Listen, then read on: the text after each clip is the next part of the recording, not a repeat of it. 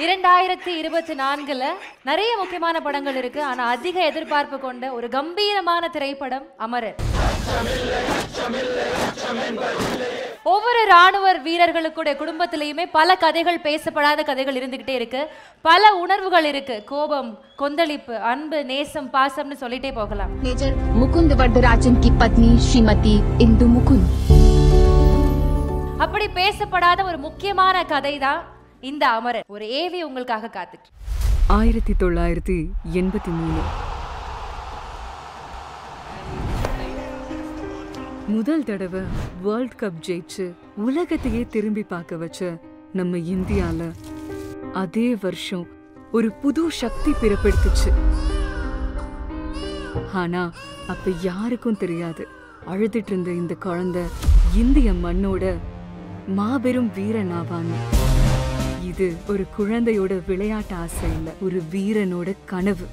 1000 வேலை கிடைச்சாலும், அரியாசனமே தரன்னு சொன்னாலும், தேசத்தை காக்குறதும் எல்லையில ஒரு புல்ல அசைக்க எவன் நினைச்சாலும் அவனை வீழ்த்துறதுல வர சந்தோஷம் எதுலயும் வராதுன்னு ராணுவத்துல சேர்ந்தவர் தான் நம்ம நாட்டோட வீரத்தின் அடையாளம் முகுந்த் வரதராஜன்.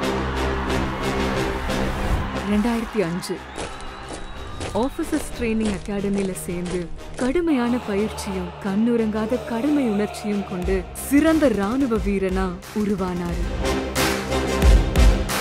2012 எதிரிகளை எதிர்கொள்ளும் போர்க்களத்தில் முதல் ஆளாய் நேருக்கு நேராய் நின்றார். அவர் எடுத்த எல்லா மிஷனிலும் முடிவில் வெற்றி கண்டார்.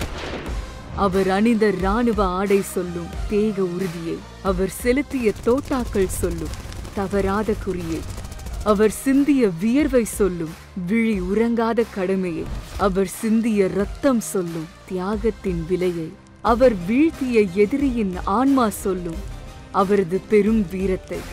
எதிரிகளுக்கு யமனாய், தேசத்தை காக்கும் காவலனாய், வீரத்தின் முகவரியாய், தேசப்பற்றின் முதல் வரியாய், தோட்டாக்களை மார்பிலேந்தி ரத்தம் சொட்ட சொட்ட துளியும் பயமில்லாமல் எதிரிகளின் கூட்டத்தில் கடைசி கயவனின் உயிரை எடுத்து தன் உயிரை தாய் மண்ணிற்காக தியாகம் செய்த இந்திய மண்ணின் ஒப்பற்ற வீரன் மேஜர் முகுந்த் வரதராஜன். கதாநாயகனை கடவுள் படைப்பதில்லை, கடமையாற்றும் வீரனை உலகம் கொண்டாட மறுப்பதில்லை. அந்த மாவீரனை நினைத்து பெருமைப்படுகிறது தமிழகம், பெருமிதம் கொள்கிறது இந்தியா. ஜெய்ஹிந்த்.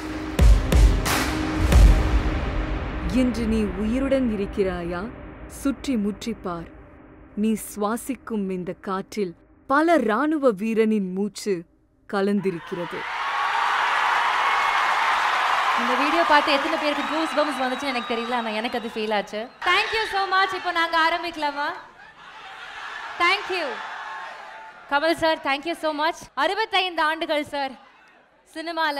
எவ்வளவு காதல், எவ்வளவு நேசம் வச்சிருக்கீங்க எங்க எல்லாருக்குமே தெரியுது. First of all congrats. அதுக்கு ரொம்ப பெருமையா இருக்கு. உங்களை மாதிரி ஒரு மனிதர் வந்து எங்களுடைய துறையில இருக்காங்க, எங்க கூட இருக்காங்க, எங்களுக்காக இருக்கிறாங்க அப்படின்றப்போ ரொம்ப ரொம்ப சந்தோஷம் சார். அமரன் எல்லாருக்குமே பல கேள்வி இருக்கு சார். நாங்கெல்லாம் பயங்கர எக்ஸைட்டடா இருக்கோம். இன்ஃபேக்ட் ஒரு இயக்குனரா, ஒரு நடிகரா, ஒரு தயாரிப்பாளரா பல கதைகள் நீங்க கேட்டிருப்பீங்க.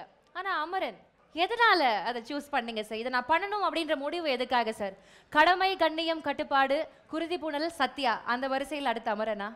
அந்த வரிசையில் சொல்ல முடியாது. வணக்கம், வணக்கம், அனைவருக்கும் வணக்கம். கடமை, கண்ணியம், கட்டுப்பாடு, குருதி பூணல் இதெல்லாம் புனை கதைகள். இது அதுவல்ல.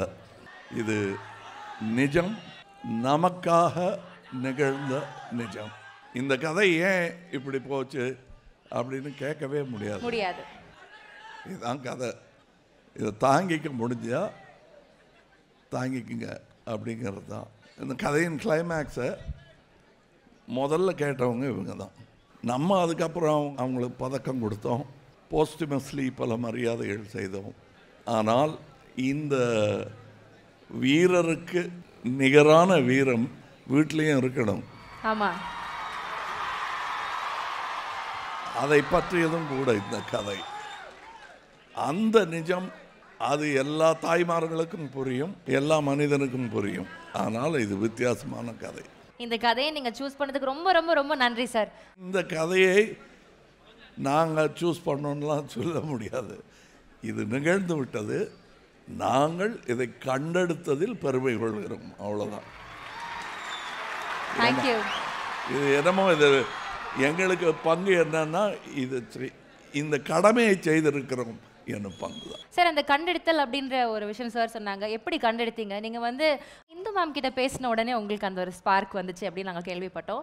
என்ன இருந்துச்சு அந்த கான்வர்சேஷனில் உங்களை வந்து இந்த படம் எடுக்கிறதுக்கு அந்த உந்துதலாக இருந்த விஷயம் என்ன சார்? முதல்ல எல்லாருக்கும் வணக்கம். இவ்வளோ பேர் இந்த விழாவுக்கு வந்தது ரொம்ப நன்றி. கமல் சாருக்கு வணக்கம், மேடையில் இருக்கிறவங்க எல்லாருக்கும் வணக்கம்.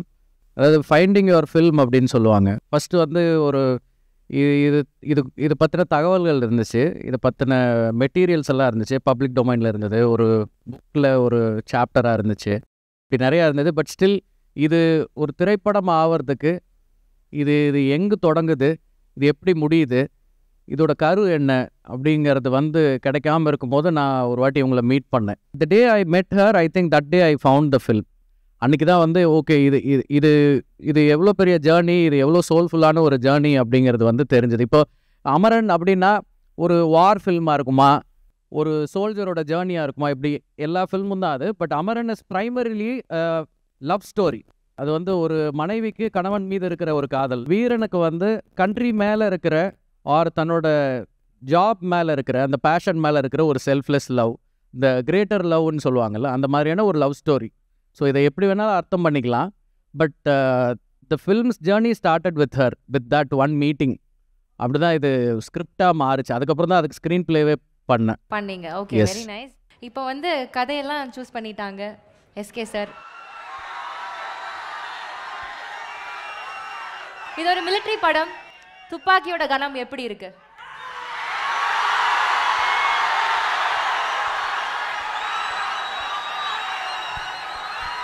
எல்லாருக்கும் வணக்கம். ஹலோ, நன்றி உங்களோட அன்புக்கும் கரகோஷத்துக்கும். துப்பாக்கி எப்போவுமே ரொம்ப ரொம்ப கனமானது. அதை கரெக்டாக ஹேண்டில் பண்ணணும். அதை வந்து முடிஞ்ச அளவுக்கு சிரத்தை எடுத்து மொத்த டீமும் பண்ணியிருக்கோன்னு நினைக்கிறேன். அதை தாண்டி எங்களுக்கு அந்த தைரியத்தை மொத்தமாக கொடுக்கறதுக்கு எங்களுக்கு உலகநாயகன் இருக்கார். ஸோ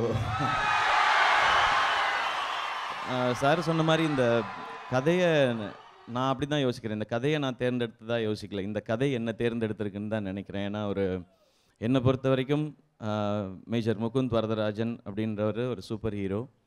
அவருடைய நிஜ கதையை, அவர் வாழ்ந்த வாழ்க்கையை திரையில் சொல்கிறதுக்கு எனக்கு கொடுக்கப்பட்டிருக்க ஒரு வாய்ப்பு. எல்லா படமும் சின்சியராக செய்வோம். இந்த படம் வந்து எவ்வளவுக்கு எவ்வளோ அந்த சின்சியாரிட்டியும் தாண்டி என்ன கொடுக்க முடியுமோ அதை கொடுத்து பண்ண வேண்டிய பொறுப்பு இருக்குது. ஏன்னா ஒரு 2 பேர் அவங்க வாழ்ந்த வாழ்க்கை. ஒன்று வந்து மேஜர் முகுந்த் வரதராஜன் அவர்கள், இன்னொன்று இந்து மேம்.